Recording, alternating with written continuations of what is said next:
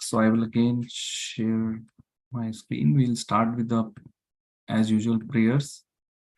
Om Gyanam Timarandasya Gyananjana Shalakaya Chakshurunmilitam Yena Tasmai Shri Guruve Namaha Shri Chaitanya Manobishtam Sthapitam Yena Bhutale Swayam Rupaha Kadamayam Dadati Swapadantikam Vandeham Shri Guru Shri Yuta Padakamalam Shri Guru Vaishnavam Shri Rupam Sagrajadam Sagana Raghunathan Vitam Tam Sajivam Sadvaitam Savadutam Parijana Sahitam Krishna Chaitanya Devam Shri Radha Krishna Padan Sagana Lalita Shri Vishakan Vitamsha He Krishna Karuna Sindhu Deen Bandhu Jagatpate Gopisha Gopika Kanta Radha Kanta Namastute तप्त कांचन गौरंगी राधे वृंदावनेश्वरी ऋषभानुसुते देवी प्रणमामि हरिप्रिये वाञ्छकल्पतरुभ्यश्च कृपा सिन्धुभ्येव च पतितनां पावनेभ्यो वैष्णवेभ्यो नमो नमः। जय श्री कृष्ण चैतन्य प्रभु नित्यानंद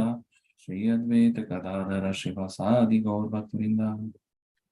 हरे कृष्ण कृष्ण कृष्ण हरे हरे हरे राम राम राम हरे हरे। नमो विष्णुपदाय कृष्ण कृष्णाय भूतले श्रीमते भक्तिवेदांत स्वामी निति नामिने नमस्ते सरस्वती देवी गौरवाणी प्रचारिणे निर्विशेष शून्यवादी पाश्चात्य शतारिणे।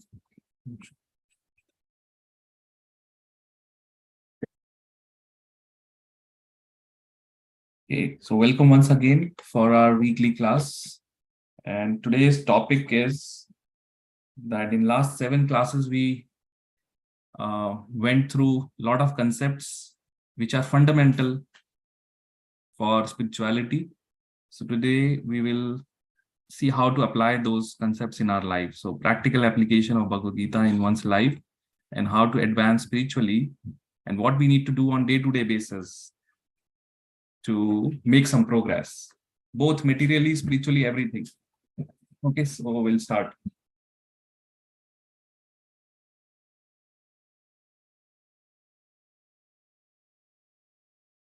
Okay.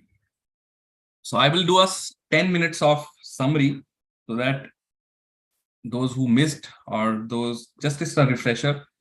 So we started the course by first understanding who we are, right? Before that, Madhavji, do you understand Hindi as well? Yes, Prabhu, I understand. Yes. You understand? Okay. Because I was thinking to speak something, maybe some in Hindi today. So I was just checking. Yes. तो हमने जब start किया था course तो we started with understanding who we are, because unless we know who we are in illusion, right? Because 99% people thinks themselves that they are this body, and they spend whole life on that concept, bodily level concept, like that my body needs housing. So everyone works for this body, but hardly very few. Yeah, will you have a written notes? Yes, I will have some notes also, which I will share. So hardly anyone thinks about who we are. So first thing which we establish is that we are not this body. We are the soul. We are the spirit soul. And because we are the spirit soul, we are eternal. So this body is just a temporary covering which is given to us to fulfill some purpose. This human form of life is given to us to fulfill some purpose, and that purpose is explained in Bhagavad Gita. But first we establish that we are not this body, we are the soul, and as we are soul, so there was never a time when we did not exist. We are eternal, and in future also there will never be a time when we will be not exist. So because soul, Atma, is eternal. Okay, so we understood that we are the soul. Soul cannot be cut into pieces, it cannot be burned, it cannot be killed. And what is the quality of soul? Soul always wants to be Sat, Chit, Anand. These are the 3 things. What is Sat? Sat means it's eternal. Chit means it's full of knowledge. And Anand means it's always in full of bliss, happiness. So these are the qualities of soul. And because soul has inherent, we have these qualities. So that's why nobody wants to die, because soul has that quality. It is eternal. Everyone wants to acquire knowledge, and everyone wants to be happy. There is nobody not even in the animal kingdom, that people, the animals also wants to be happy, right? So all these symptoms are coming from the soul. But what happens, because soul comes in contact with the material world, and it gets in contact with the material modes of nature, all these qualities of which are there in the soul, they get covered by material modes, and that's why we see all the problems, right? Then we discuss about the position of Bhagwan. Who is Bhagwan? Okay, so we established that, based on scriptures, that Lord Krishna is the Bhagwan. Brahma himself says, Ishvara Parama Krishna Sachidananda Vigraha Anadiradir Govinda Sarva Karana Karanam. He says Ishvara Parama Krishna, specifically attested by Lord Brahma, Lord Shiva. There are 12 Mahajans. Mahajans are the ones who have authority on religion. So there are 12 Mahajans. All 12 Mahajans are mentioned in Srimad Bhagavatam. All of them jointly, unanimously has this conclusion that Lord Krishna is the supreme controller. He is the Bhagwan, right? And we discussed that Bhagwan, what are the qualities which are in the Bhagwan, that he's full of opulence, he's full of riches, he's all famous, all strength, all renunciation. There are 6 qualities like that we established. Then we discussed that what are the Devi Devtas. There are 33 crore Devi Devtas or demigods, and they are the administrative agents of Bhagwan. So they run the affairs of this universe, right? There are 33 crore. Someone is taking charge of air, Vayu Devta, Surya Devta, sun, light, Indra Devta, air, rain. So like that, there are different departments. So like in a country, there is a hierarchical structure, and not everything is being done by one person. So like that, Lord has created this whole creation and then has appointed some administrative positions. And these are all elevated people. It's not an ordinary position. They are much, much elevated than us. But all Devi Devtas also falls under the Jiva category, meaning they are occupying the position for a certain duration. The duration is very long, but they also, once their duration is over, they also have to die or leave that position, or and then come back to human form or other forms. So, and then we discussed that soul is always happy when he is contact in the super soul. So there is a principle that mentioned in Shastra, that Jivera Swarup Hoye Nitya Krishna Das. जीवेरा स्वरूप, जीव का जो स्वरूप है वो है कि वो नित्य कृष्णा का दास. जब हम भगवान की सेवा में लगे रहते हैं तभी सोल को आनंद मिलता है. और आप ये अपने लाइफ में भी अनुभव कर सकते हैं कि जब कोई भी हम सेल्फलेस सर्विस करते हैं तो जो हमें आनंद की अनुभूति होती है वो किसी भी और आनंद से मच बेटर होती है, right? That's the topmost bliss which one can get when he is engaged in the service of Lord Krishna or his devotees. Even to that extent, some people do selfless service, which is nishkam karma, like society service. Then also they get that feeling of happiness by doing something, right?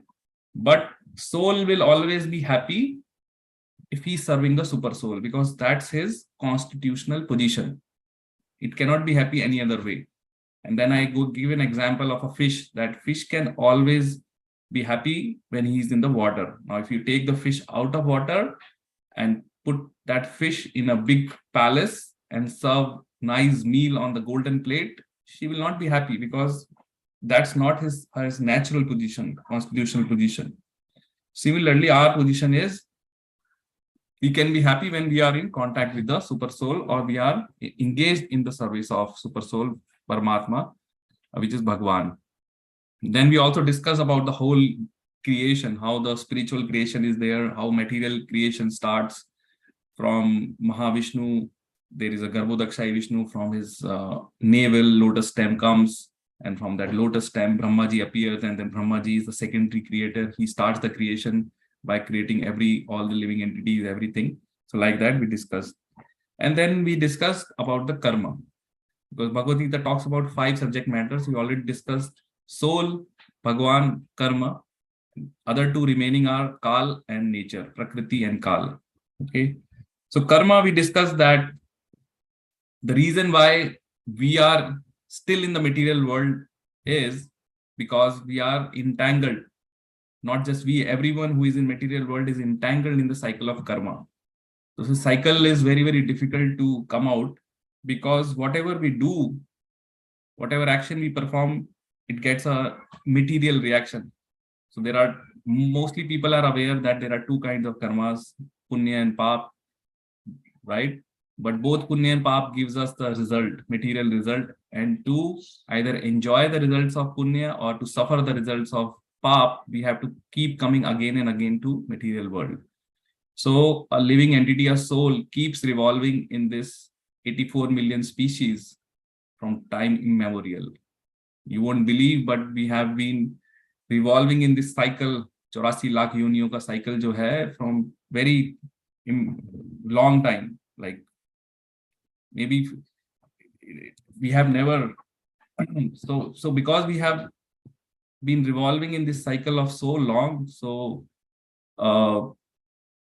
then our heart, our senses are contaminated with so many unlimited desires which are there from previous lifetimes, right?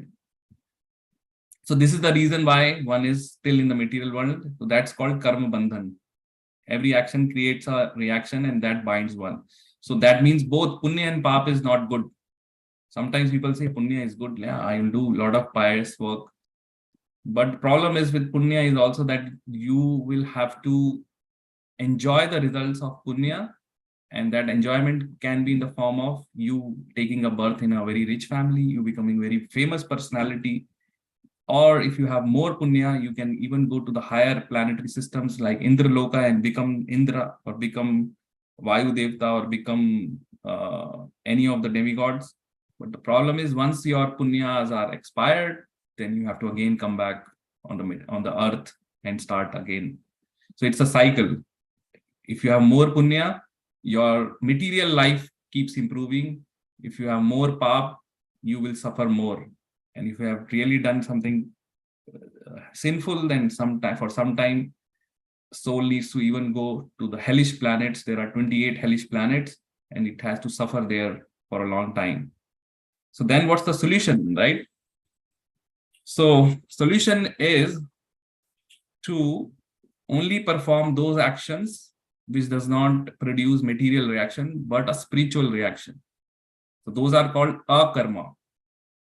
And those are the activities which are connected with Lord Krishna or connected with his devotees. So anything which we do with the consciousness to please the Lord Krishna becomes akarma. So then we don't get any pious or impious credits, we get spiritual credits, right? And that is what we are going to discuss today. Let me share my screen now, that how to acquire those spiritual credits, how to mold our life in a way where whatever we do is a karma or is devotional service. Okay, so let me now share my screen. Can all of you see my screen? Yes, Prabhuji, we can see. Hare Krishna. Okay, so far you are with me, right? So there is is there any question so far in whatever? This is a small 10-minute snapshot of whatever we discussed so far. Any question, then we can take, and otherwise we go. Okay, if no question, then I'll continue. So there is a principle of called yukta vairagya. Vairagya we know is renunciation, but yukta vairagya is the principle which is given by one of the great acharyas, 6 Goswamis of Vrindavan, Rupa Goswami, in his book Nectar of Devotion. So what it means is, we don't have to leave anything. Whatever we have, whatever situation we have, all we have to do is dovetail all your belongings and desires in the service of Krishna. That's all. And when we do that, when we do this, any work with the consciousness that I am doing it not for myself, not for my enjoyment, not for my family enjoyment, But in the service of Krishna, then everything becomes a karma or devotional service. Very practical example. Every one of us needs to have a home. Every one of us have family. So if you want to buy a bigger house, no problem. It's not an impediment, as long as you don't have to work really, really hard. Like everyone has to work. So that's called endeavor. But sometimes people cross the boundaries and they laboriously work like an animal, like a donkey, to make two ends meet. That's over endeavor. That is not required. So Lord Krishna has given all of us the facilities which we deserve based on our prarabdha, and we will get those material things without over endeavoring. But how to engage in the service of Krishna? So if we have a house, we have set up a nice altar and daily worship his lordship. Just do aarti of the Lord. Invite Vaishnavas in your home, hold spiritual programs, feed them prasadam, take their blessings. So when the Vaishnavas comes into your home and they do a Hari Kirtan, everything gets spiritualized in your home. And your home now becomes not a home for your enjoyment, it becomes a home or a temple. It becomes your home now becomes a temple. Okay, because you are serving the Lord, you are doing aarti, okay, you are holding satsang programs, you are inviting Vaishnavas. So like that, your home becomes now a temple. So now whatever expenses you do on your home, everything now is spiritualized, everything is doing in the service of Krishna. With that consciousness, you are maintaining your home. Correct? Next is a person is very, very attached to his children. Correct? Every one of us wants the best of the best for our children. Right? So now only thing needs to change is what we have to do is we have to serve, we have to bring up our children with the attitude that I am serving Lord Krishna, so that I need to make my children better human beings, devotees, give them the understanding of our shastras, connect them to the devotees, connect them to the temple.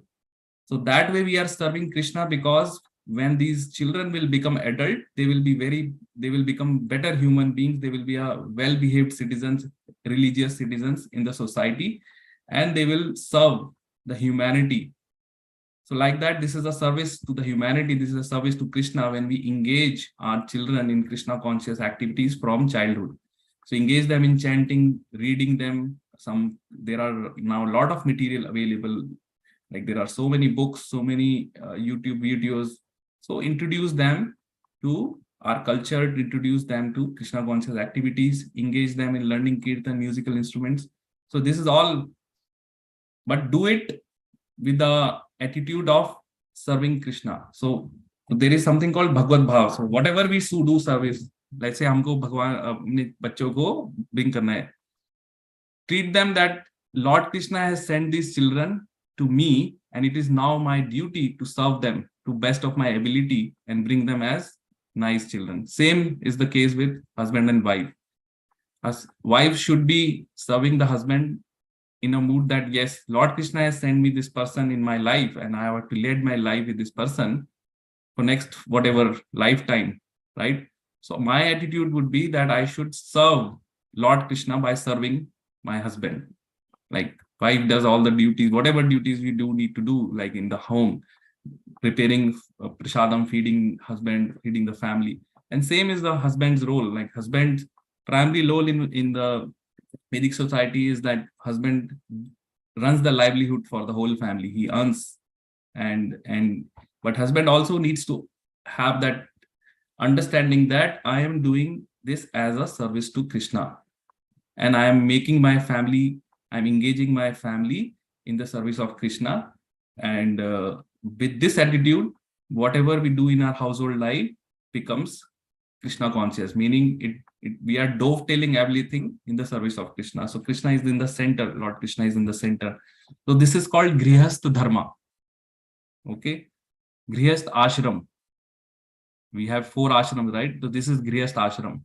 Now, sometimes people mistaken and think that they keep Lord outside and then just revolve or get entangled in basically serving their material demands or like earning their bread and butter and kind of doing same thing but with the mindset of enjoyment of their senses and their body, then that's not grihastha dharma, that becomes griha medhi.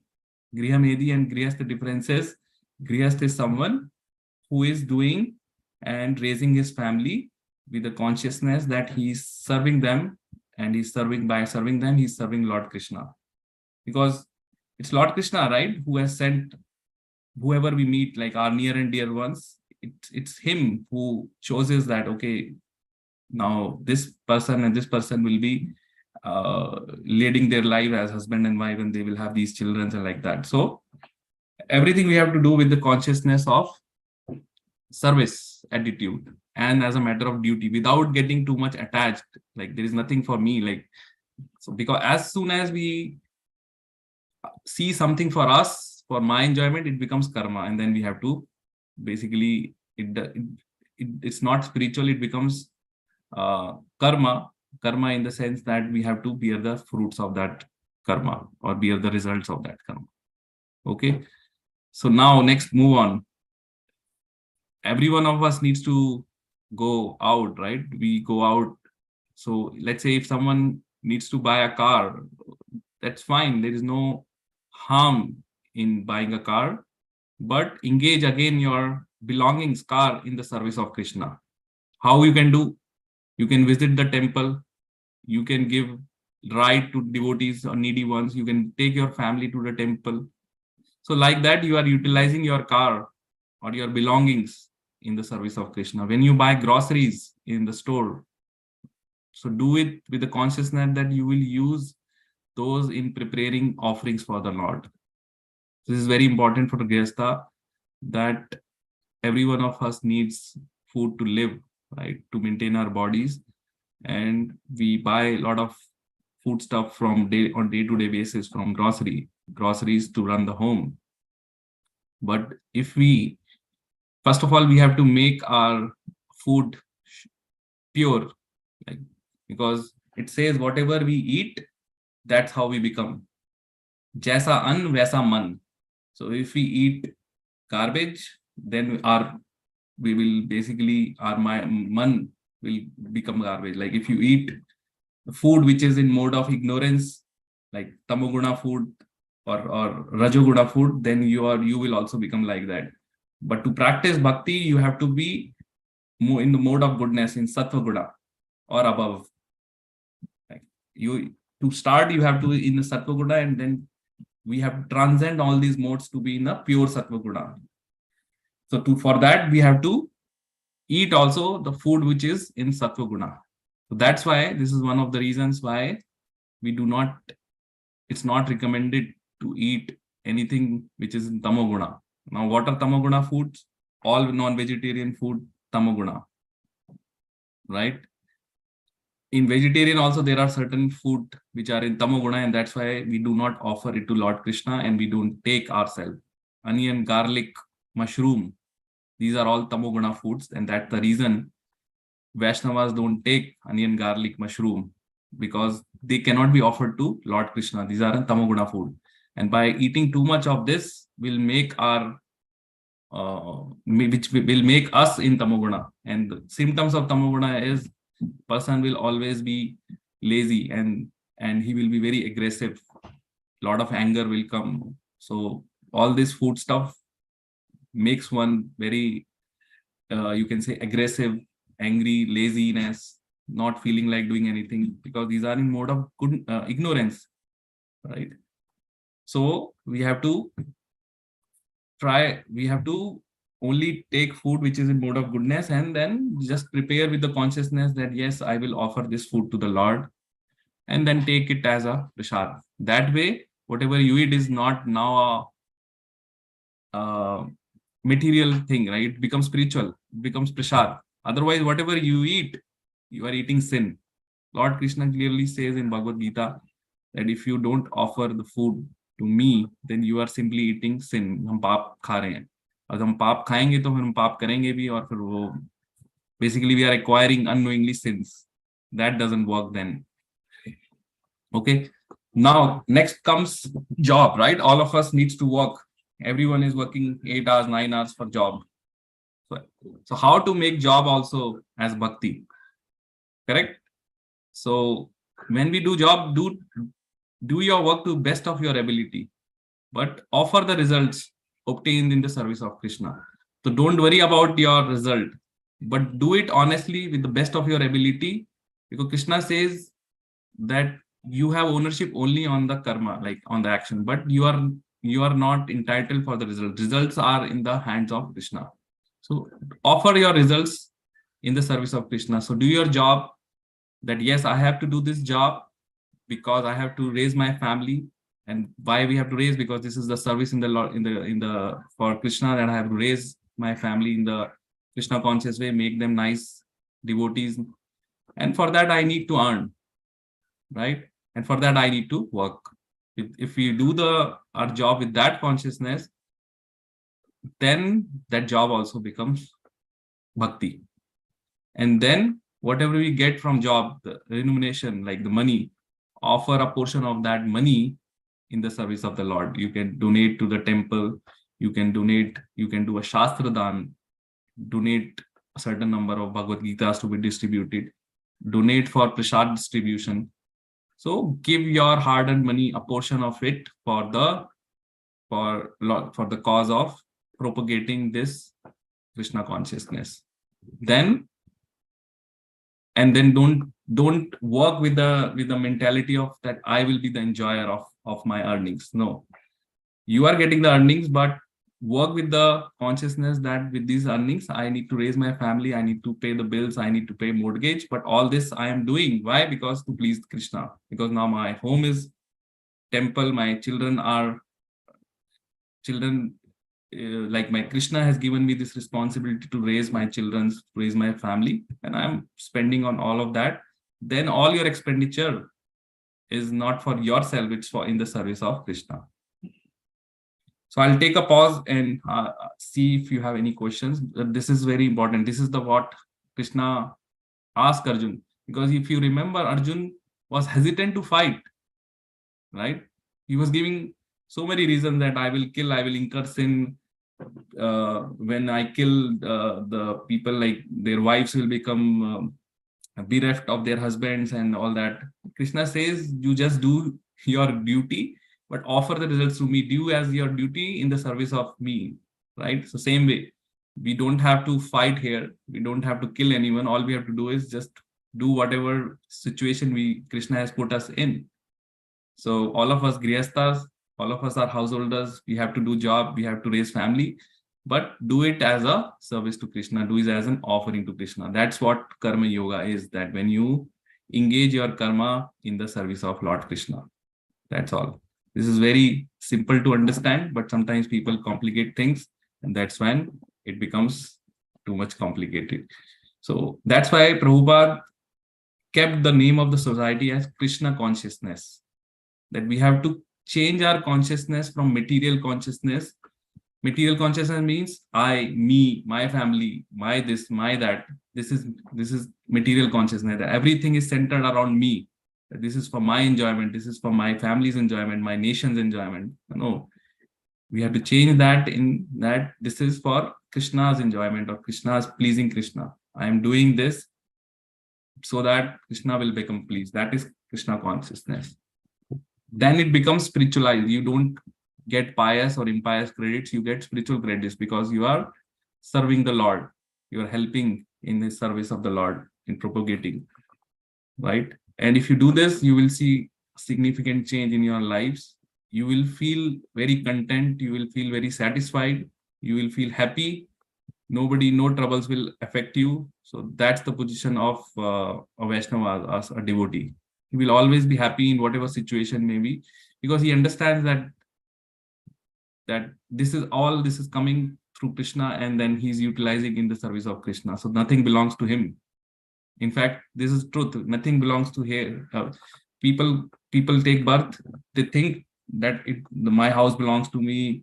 This big degrees belongs to me. This family belongs to me. But these are all temporary. You can say we are only the temporary occupiers for some time, 50, 60, 70 years, and then everyone has to go and leave whatever material belongings we had.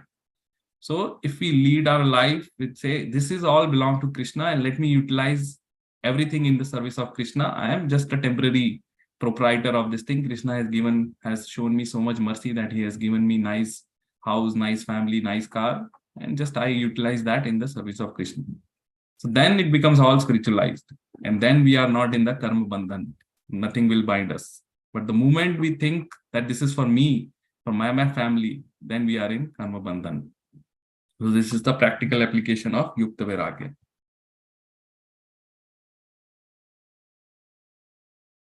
Okay, so let's move on. So now I will give you a snapshot of our life, of a life of a devotee. What he does in 24 hours, because all of us has 24 hours. Nobody has 24 hours and minute more, right? But the way we divide those 24 hours is what makes the difference.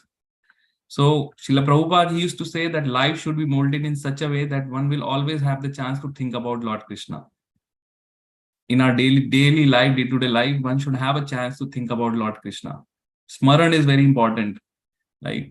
So Smaran is one of the stages of bhakti, or one of the, not stages, but one of the activities in bhakti. There is a Nauda Bhakti, 9 processes of devotional service. Third process is Smaran. First two are Shravan, Kirtan. Shravan means hearing, like all of you are doing Shravan. Kirtan means chanting the glories of Lord or doing Kirtan. And Smaran is remembering the Lord, right? So if our Shravan and Kirtan are strong, then our remembrance also will strong. And then we will remember. So whatever we do in life, that's what we will recall. So what Prabhupada says that we should always have chance to think about Lord Krishna in our day-to-day life. Day-to-day life in daily. Not that on only Janmashtami one thinks about Krishna and goes to temple. Then for rest of the 364 days, he's just on his own. No. Every day we have to think. So what we have to do, in morning when we get up, take a bath nicely, put a tilak. This tilak also is very significant. You see the tilak which is there on my forehead.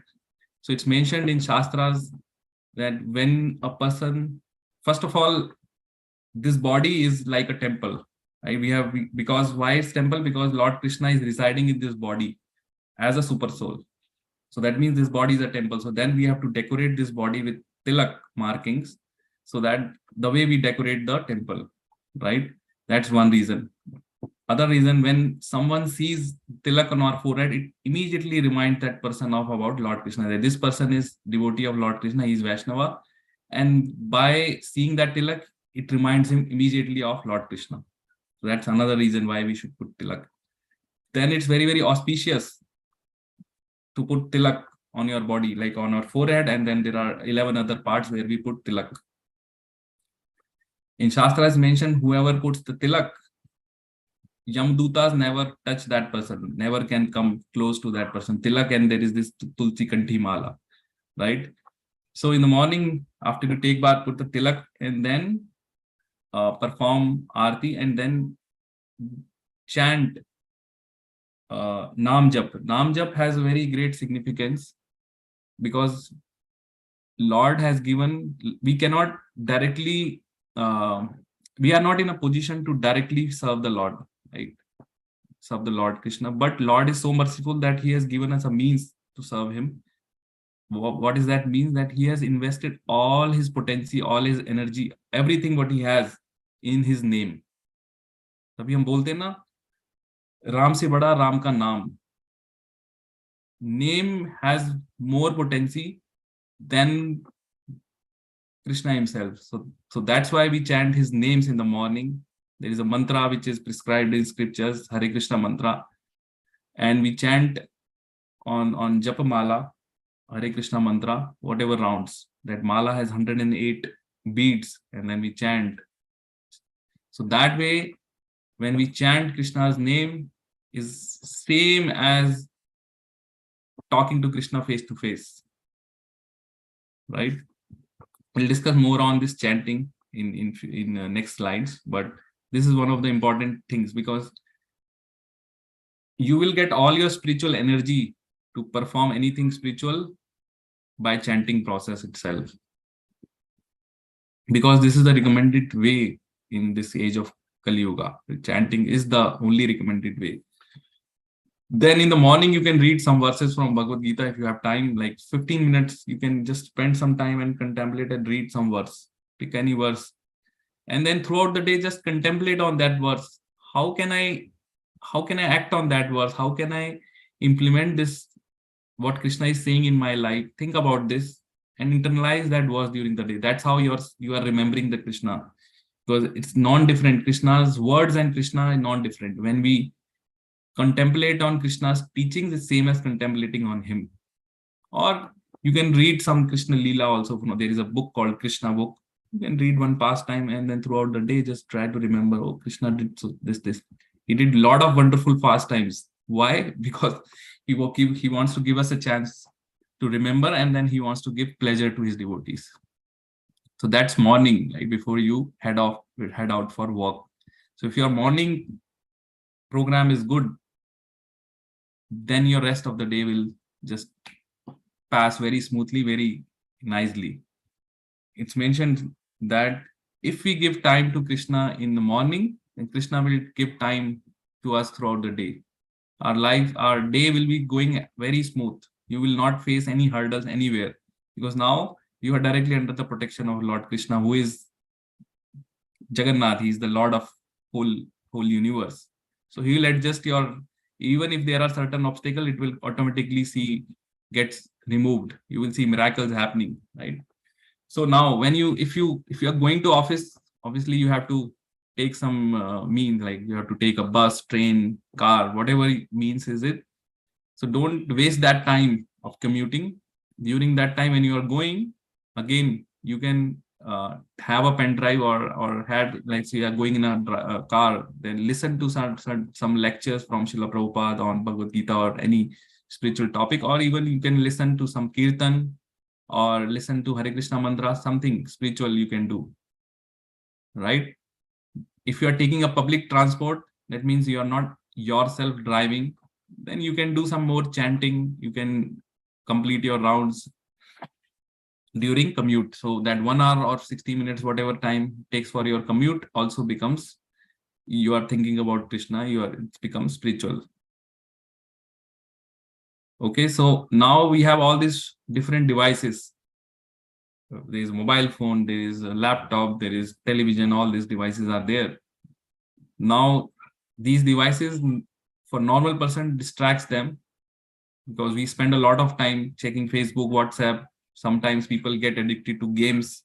They spend hours playing games on these devices, right?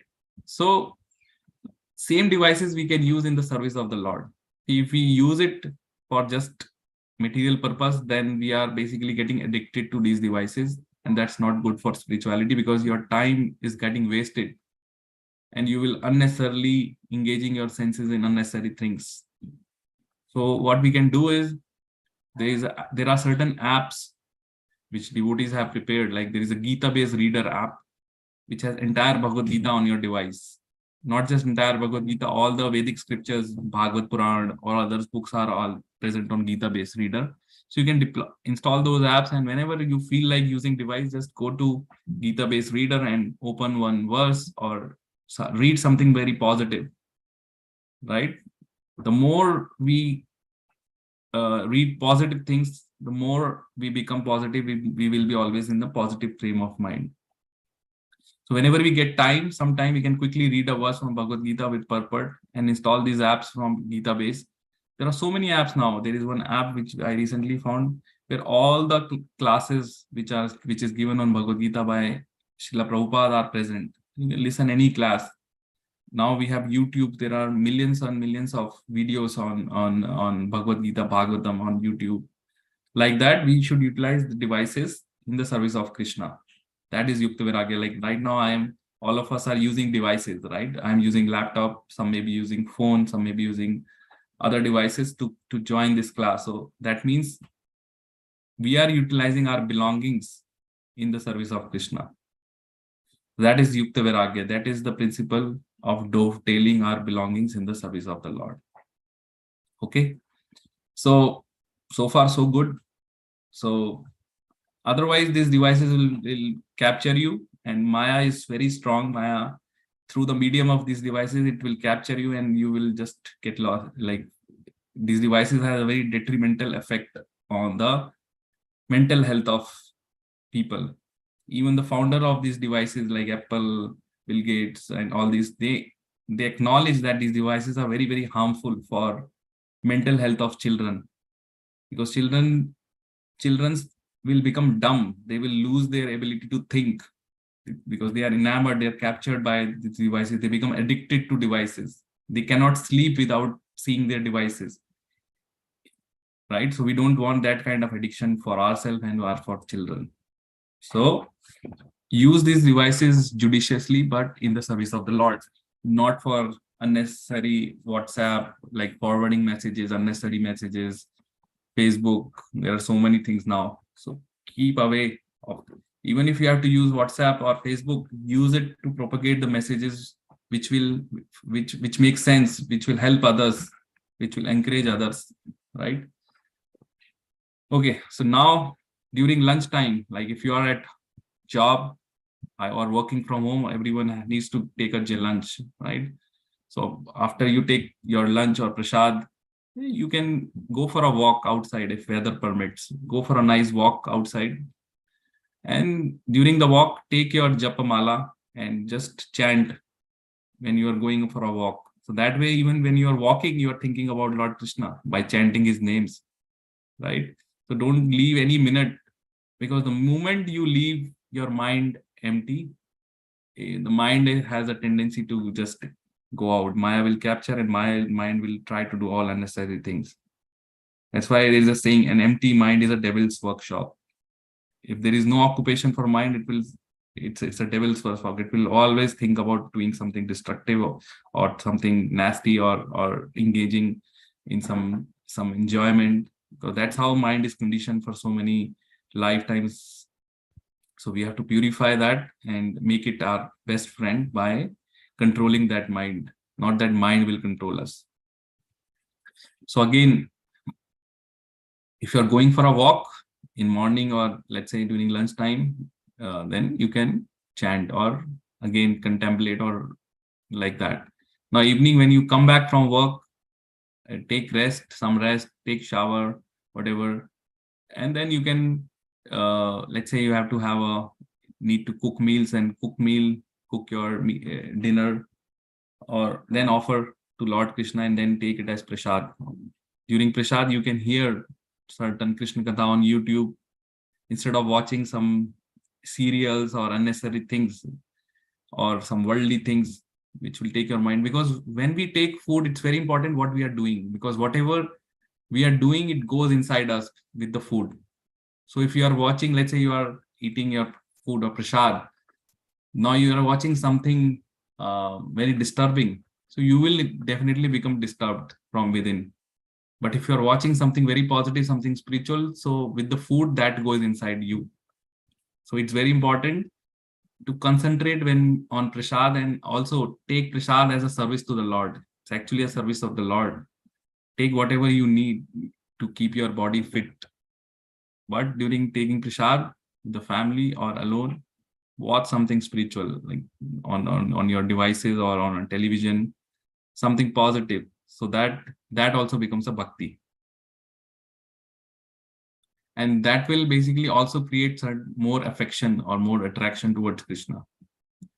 Then once you are done with prasad, everything, now let's say you are winding up for the day, so you go to bed, and while going to bed, people read newspaper or some magazine or this, that. Instead of that, read some stories from Krishna book to yourself and also to your children. If you have children who are still young, you can read. Children always wants to learn about some new stories. They wants to their parents to read them stories. So instead of reading some XYZ stories, read some stories. There is a book called Krishna book. It's also there online. If you see here, there is a Krishna book here. But you can buy that book also. Here is the Krishna book. You see Krishna's, there are 90 stories in this book. right from advent of Lord Krishna to everything about Lord Krishna, whatever he pastimes he performed on Lord Krishna. Because if he wants to know about if he wants to establish a relationship with someone, we need to know about that person, right? You cannot just establish if you don't know the person. So now if we want to establish a relationship with the Supreme Lord Krishna, we need to know about him. And by reading this, we'll get a natural attraction towards Lord Krishna and his pastimes. So while going to bed, Prabhupada actually recommended that everyone should read Krishna book to yourself and to your family members. And it's not very big. Each pastime is 2-3 pages. It will just take you 15-20 minutes. And as you feel sleep, by reading it, you fall asleep. And if you fall asleep, and the last thought which you before sleeping was something related to Krishna, then definitely your sleep also is now bhakti. The 6 hours of sleep which you are doing is bhakti, is because you engage your senses in the service of the Lord, and then you sleep with the consciousness that yes, tomorrow morning I have to get up and engage in the service of the Lord again. So that's how devotees led their life. So even sleep becomes a bhakti, right? So 24 hours kind of we are engaged and spending our life, and then you will see a very positive change in your life. So these are the practical application of how to apply this knowledge in our lives. Second. Any questions so far?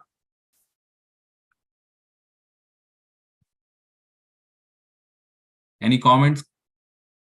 Is this making sense? Are you able to, will you be able to make an attempt to try to change and try to incorporate these things in your life? Because that's how I can speak for myself. Like when I make a change, I can definitely see a positive change, 360-degree change in my life, right?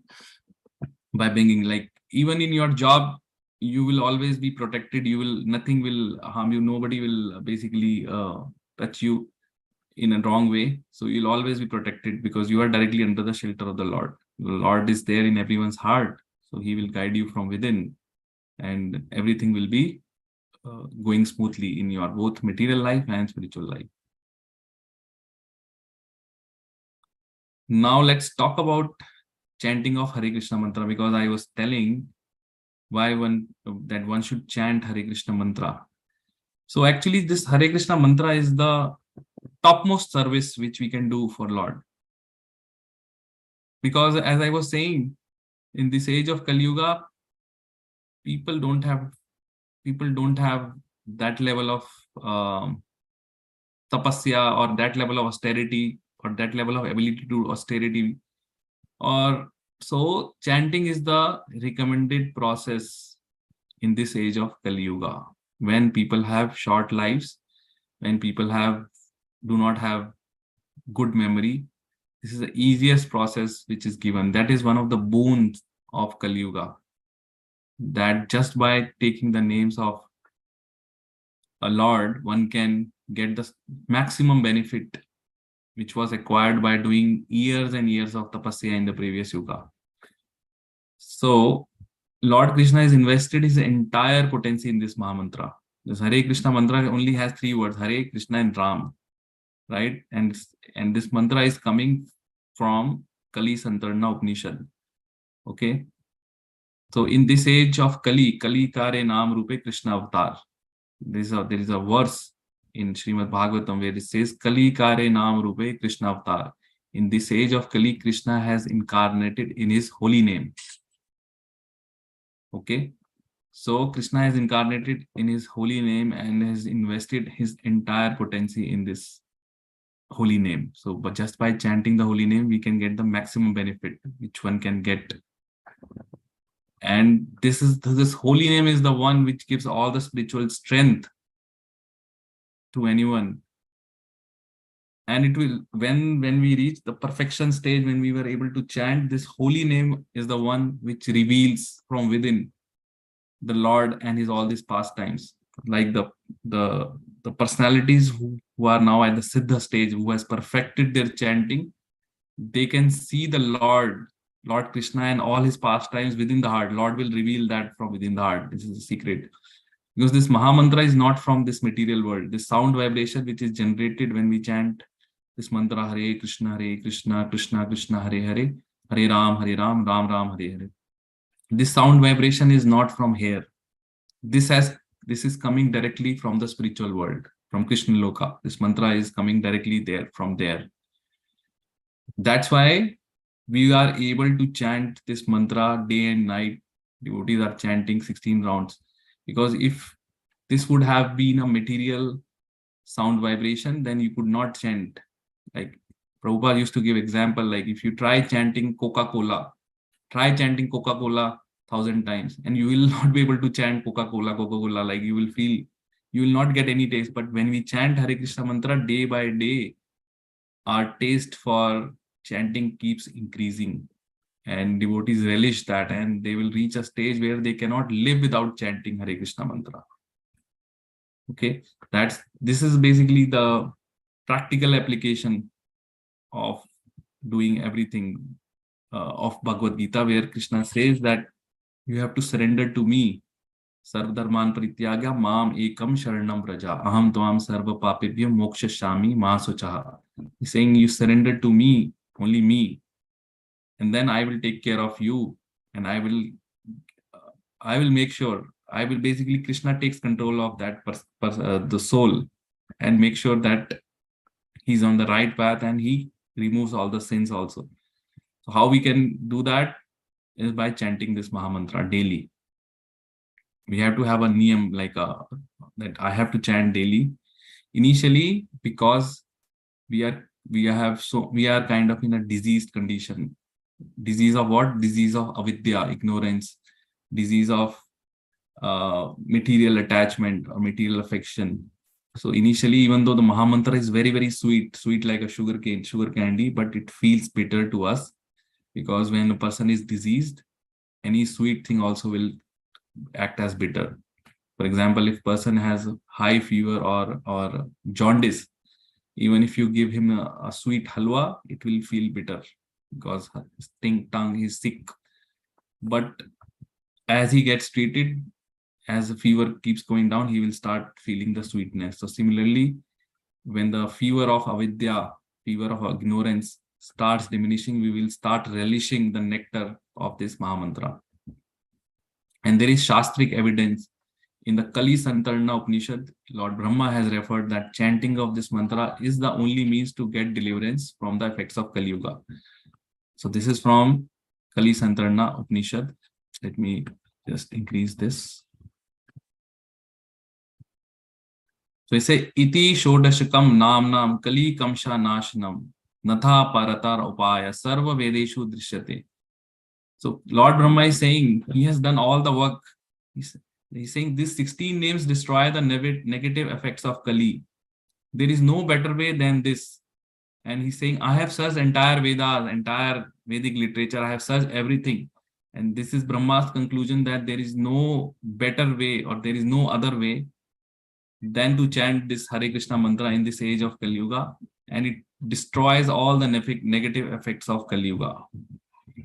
Kali Yuga has all the negative problems, like there is problem of people having short lives, people having, like in Srimad Bhagavatam, there is a verse where it says people in the age of Kali Yuga will always be quarreling. They will have a restless mind. They will have short memory, short life, and more, they will be unfortunate, abhag. But only benefit, only boon which is given is this Hare Krishna mantra.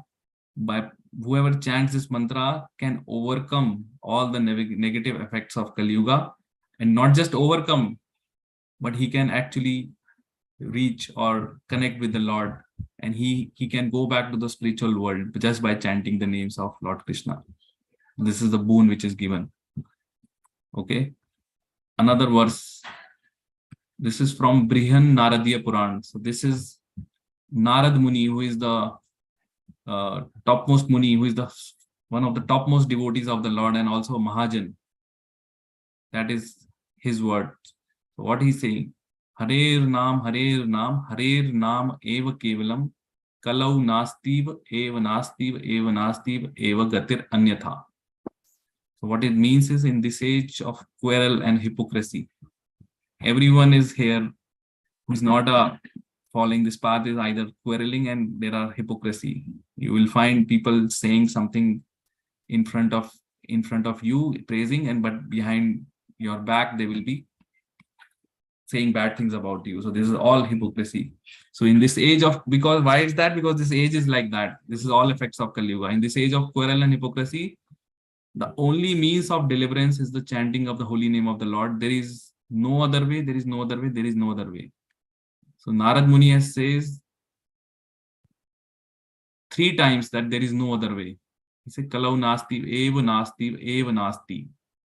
3 times he's saying. Why 3 times? Because he's emphasizing that for us that there is no other way. Because people are trying to search what is the way to get deliverance in this age of Kali Yuga. People try to do so many things, but Narad Muni, who is authority by himself, is saying there is no other way. It has been emphasized 3 times. There is no other way, no other way, no other way, period. Like he's saying, don't try to find another way, because there is no other way. Because Narad Muni is one of the Trikaldarshi. He knows past, present, and future. There are some Siddha devotees who know. Lord Krishna is like that. Like Lord Krishna knows everything, past, present, future. So Vyasadev also knows everything. Trikal Garge. These are called Trikal. They know everything.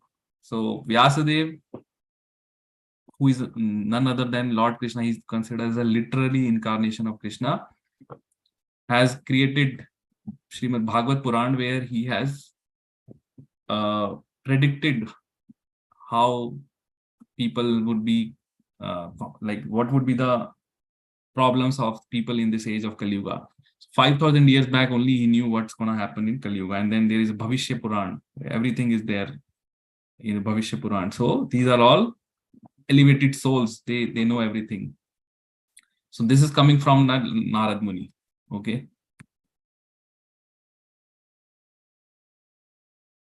So now see the unlimited benefits of chantings. Sanketyam parihasam eva, stobam helenam evachva, Vaikuntha nam grihanam asheshaga haram vidu. So this is from Srimad Bhagavatam 6:14. Says that one who chants the holy name of the Lord is immediately freed from reactions of unlimited sins. Unlimited sins. So all of us, I was telling, all of us has a bag of karmas. It's a big bag. And whatever we are experiencing in this life is just a portion of that, right? So holy name has that power that it can burn the reactions and makes one free from reactions of unlimited sins. Even if he chants indirectly to indicate something else, jokingly, for musical entertainment, or even neglectfully. This is accepted by all the learned scholars. So even if you are chanting jokingly or for entertainment or neglectfully or whatever, the medicine will do its work. Right? When the doctor gives the medicine, even if you don't take the medicine willfully, like sometimes small children, medicine is too bitter, they are not willing to take. But once you take the medicine, medicine will do its work. Same. So this is a medicine for this age. Even if you chant indirectly to indicate something else or jokingly, you will get the benefit. But if you chant attentively with the mood that yes, I am the servant of the Lord, let me please the Lord, I want to connect with the Lord, this is the time between me and the Lord. So Lord is giving me darshan and he's allowing me to chant his holy name. So how fortunate I am. With that mood, in a humble state of mind, if we chant, then Lord definitely bestows, no question about that, on he definitely bestows his mercy on that soul and makes him progress on this path. So this is coming from Srimad Bhagavatam. Next, again another verse from Srimad Bhagavatam. Kaler doshe nidhe rajan asti eko man guna kirtanad eva krishnasya Mukta Sangha Param Virijet. So here, this is, if you know, Srimad Bhagavatam was spoken by Sukadev Goswami to Parikshit Maharaj. Parikshit Maharaj was the grandson of Arjun. If you have seen Mahabharata, you may know that Parikshit Maharaj was personally saved by Lord Krishna, because towards the end of Mahabharata, when all the Kauravas were finished, were killed, there was this Ashwathama who wants to take revenge, and he puts the Brahmastra on Uttara, and in Uttara's womb, Parikshit Maharaj was still there. He's the son of Abhimanyu. And Lord Krishna entered the womb of Uttara and he protected Parikshit Maharaj. He basically, Brahmastra is nothing compared to today's nuclear missile. Like, it's much more dangerous than today's nuclear missile. So Lord Krishna saved Parikshit Maharaj, and at that moment Parikshit Maharaj got the glimpse of Lord Krishna. So that same Parikshit Maharaj was cursed by Shringi Rishi, and he was about to die in 7 days. So he was the emperor of the whole world. But when the Kali Yuga was starting, he was cursed to die in 7 days. So then what he did, instead of lamenting or saying, oh, crying, oh, I have to leave this world, and mourning, or he left everything. He gave his kingdom to his son. Immediately he left everything, because he know I have only 7 days left. And he invited Sukadev Goswami, and he heard Srimad Bhagavatam for next 7 days. Without eating anything, without sleeping, next 7 days, 7 nights, Srimad Bhagavatam was spoken. And then at the end of 7 days, he achieved perfection. He went to the spiritual world. So just because he was, so this is the way, like, but he has 7 days. He knew when the death will come, but we don't have even 7 minutes with us. And death can come anytime, anywhere. So we always needs to be prepared. So here in Bhagavatam 12th canto, 3rd chapter, Sukadev Goswami says that, my dear king, he's referring to Parikshit Maharaj as king because he was the king. My dear king, although Kali Yuga is an ocean of faults, there is still one quality, good quality about this age.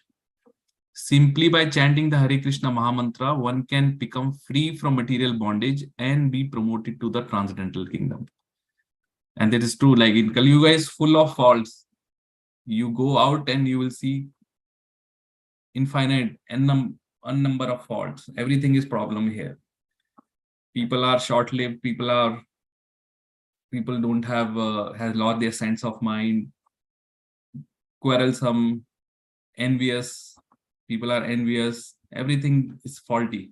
But only there is one good quality about this age, that simply by chanting Hare Krishna mantra, one can become free from material bondage.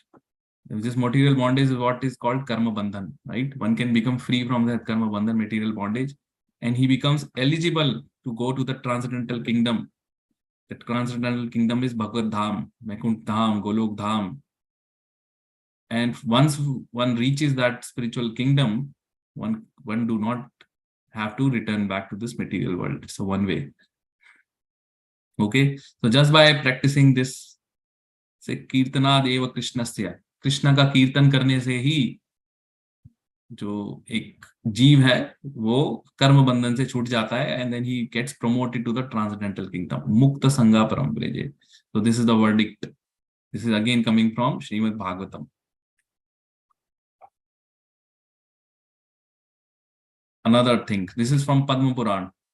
Chanting of Hare Krishna mantra not only burns to ashes the results of part sinful reaction, it completely uproots the tendency to commit sin from the heart. You see? So it burns the ashes, all the हमारे जो जितने भी पाप कर्म है previously जो हमने किए हुए हैं, जो कि जमा है, वो सब बर्न हो जाते हैं. एंड फ्यूचर में हम पाप ना करें, वो हमारे हृदय से completely वो टेंडेंसी ही निकल जाती है. It completely uproots the tendency to commit sin from the heart. Because till we have the tendency to commit sin, even though let's say our past sinful reactions are burnt, but we will do more sins, and then again we will create more sinful reactions. But chanting Hare Krishna mantra uproots the tendency to even commit sin from the heart. Our heart becomes purified. So this is the verdict in the in the Shastras. Aprarabdha phalam papam kutam bijam phalonmukham. Kramenaiva pralilete Vishnu bhakti ratatmanam. This is from Padma Puran. For those who are engaged in devotion service of the Supreme Personality of God, all sinful reactions, whether fructified in the stalk or in the form of a seed, gradually vanish. Therefore, the purifying potency of devotion service is very strong, and it is called Pavitram Uttamam, the purest. Uttam means transcendental. This is the topmost Uttamam, Pavitram Uttamam. So all of us wants to get rid of our sinful reactions, because these sinful reactions are the ones which are basically causes miseries in one's life. But by chanting the Hare Krishna mantra, everything gets destroyed. Even the tendency to commit sins gets destroyed and uprooted from the heart. Because why one commits sin is because of ignorance, avidya again. Because person is ignorant, he does not know what is right, what is wrong, and then he keeps committing sin. And then he has to suffer. And then one person asks this question, why I am suffering? What I have done wrong? You may not have done wrong in this life, but in previous life, you may have done something wrong. So you are suffering. Right? So these are the verses from Shastras which glorifies the chanting of Hare Krishna mantra, which glorifies the Nam Jap, Nam Kirtan, and shows why it's very, very important for humans to practice this Hare Krishna, to chanting of Nam Kirtan or Nam Jap in this age. Because Lord, this is the prescribed method. This is what is the practical application that one has to start doing this in their life. Without this, no matter whatever you do in life, you will not get happiness. You will not get freed from the karma bandhan. So, because this is the prescribed method. Like in Satyuga, the prescribed method was doing tapasya. So you would see the stories of big personalities doing hundreds and thousands of years of tapasya. Like they will stand on their one leg, go to the forest without eating anything. They will try to meditate their senses. They will meditate and then on Krishna, and then when Lord becomes pleased, then give darshan to them. So that was the prescribed method, because in Satyuga, everyone was already Krishna conscious. There was no pap. Like everyone is religious. There is no, and then the lifetime of people were 100,000 years, 1 lakh years. People used to live for 1 lakh years. So they can easily practice tapasya for, let's say, 10,000, 25,000, thousands of years they were engaged in tapasya because their lifespan was so big, right? And they have that capability, that Lord has given that capability, that ability in them to do that severe tapasya. Without food, they were living for thousands of years. That was Satyuga. Then comes Treta Yuga.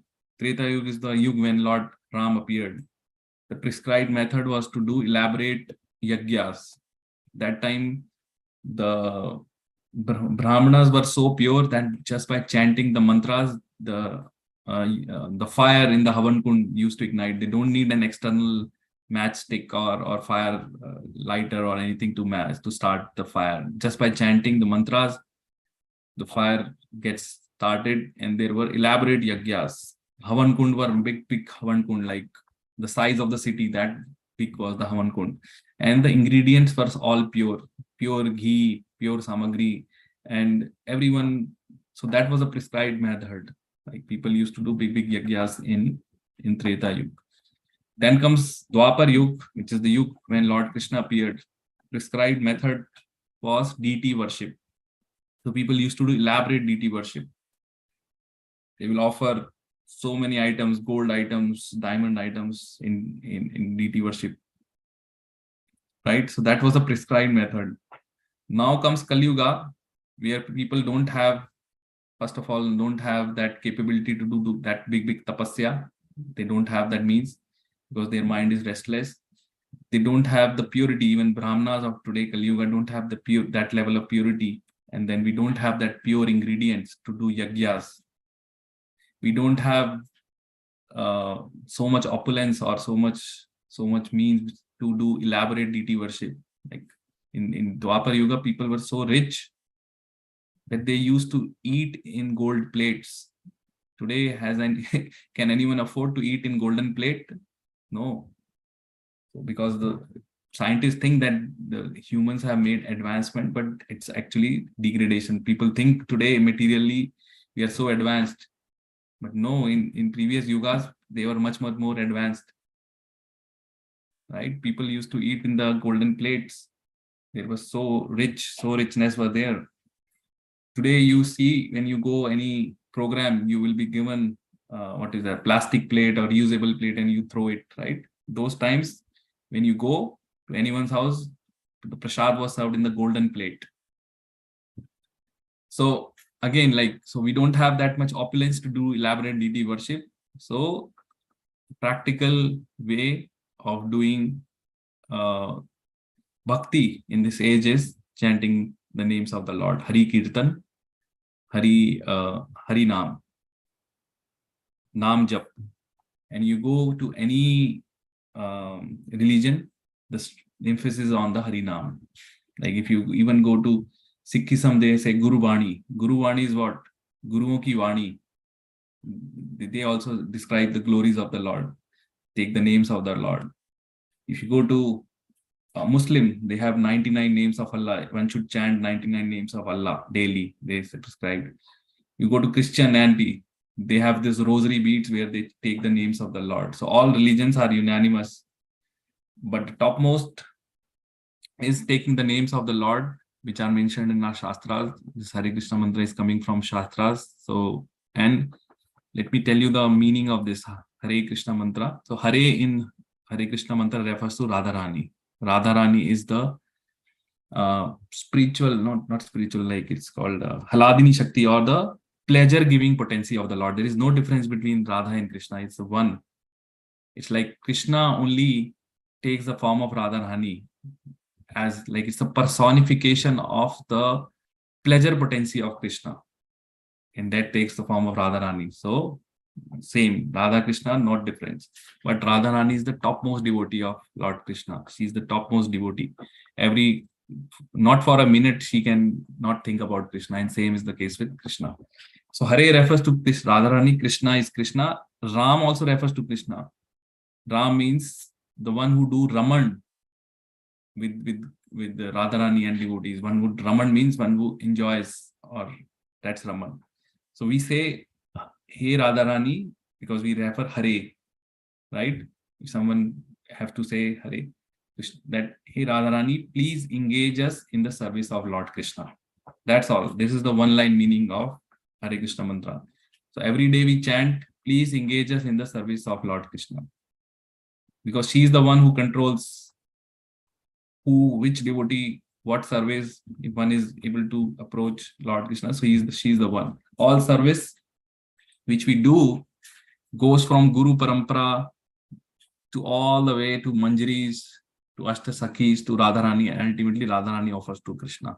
We cannot offer directly reach Lord Krishna because we are so fallen. So this is the meaning of Hare Krishna mantra. Hey Radharani, please engage us in the service of Lord Krishna. And then she is very compassionate, very kind.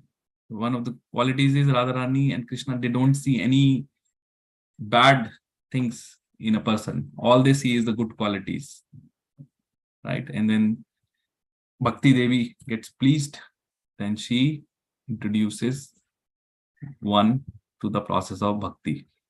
It's like Bhakti Devi chooses, okay, this soul is ready for practicing bhakti, and then Bhakti Devi chooses that, and then one gets certain taste, some shraddha from within to practice this devotional service.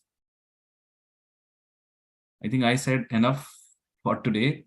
I want to hear from you what you have to say. Will you be able to see, if we want to make a positive change, then we have to start chanting Hare Krishna mantra or names of the Lord. Otherwise, the effect of satsang will not see any change in our lives. So that's the verdict of all shastras. So in next class we can discuss, those who are new, how to chant Hare Krishna mantra. I can show on the japa beat how to chant, but there are also so many videos on YouTube how to chant on the beats.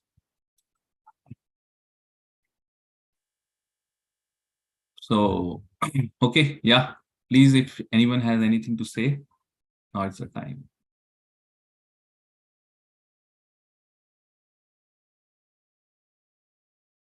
Go ahead, Himanji. Prabhu, would you be able to send those notes of today's? I will which send those the- notes to on email. What I will do is I will email. I will send.